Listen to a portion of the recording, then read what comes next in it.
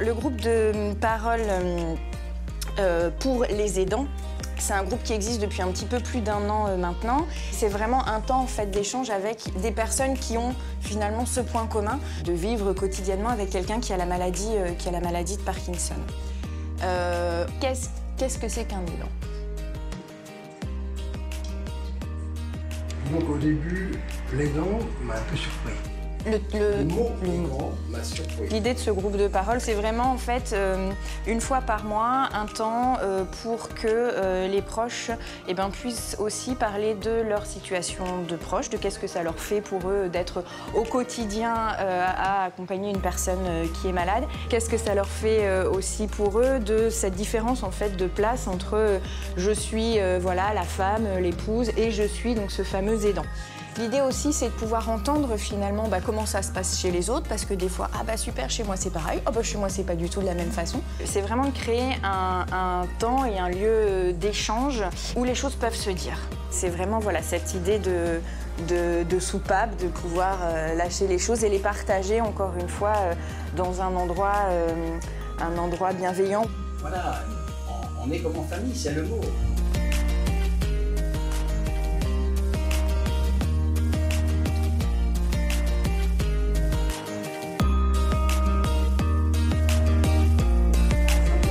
Donc on fait nos exercices de respiration comme d'habitude. Allez, on se lève, on va inspirer, mettre les mains devant soi et on y va. Allez, on secoue.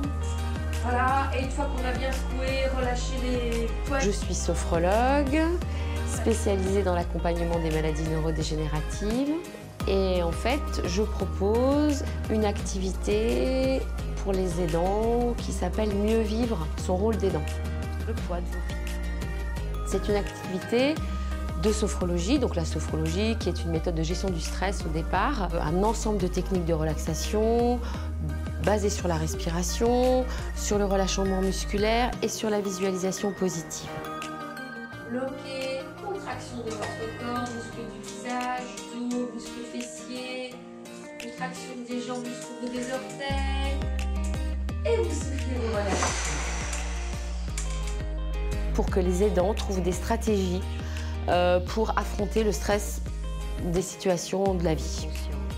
En plus, on a mis au point une partie partage parce qu'en fait, on s'est rendu compte que les aidants n'avaient absolument pas d'espace d'expression libre. Ils n'étaient que l'accompagnant, l'aidant du malade. Il n'y avait pas pour eux une façon de prendre soin d'eux.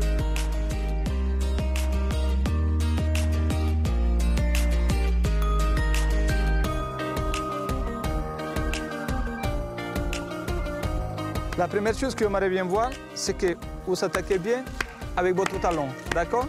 C'est parti. Voilà, c'est très bien. Maintenant, j'aimerais bien voir, c'est pas chasser. On travaille beaucoup sur ce que est l'endurance, l'équilibre, la coordination, travail de respiration, concentration. On travaille sur le tonus musculaire. Et je pense que tout ça, c'est ce qui les apporte, voilà, c'est ce bien-être, c'est le plus important, c'est se sentir bien dans sa peau, se sentir bien dans ses baskets. Et une fois que nous, on est bien, on peut être plus capable de passer ces bonnes énergies à l'autre personne qui on aide. Donc ça permet de vider toutes ces émotions que des fois c'est tellement difficile. Et la meilleure façon des fois de s'exprimer, voilà, il vous allez se défouler. Alors, c'est qui le premier? Oh là là, tu es bien.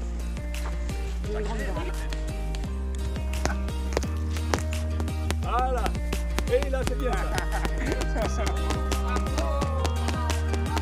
Ah là, c'est bien. Bravo.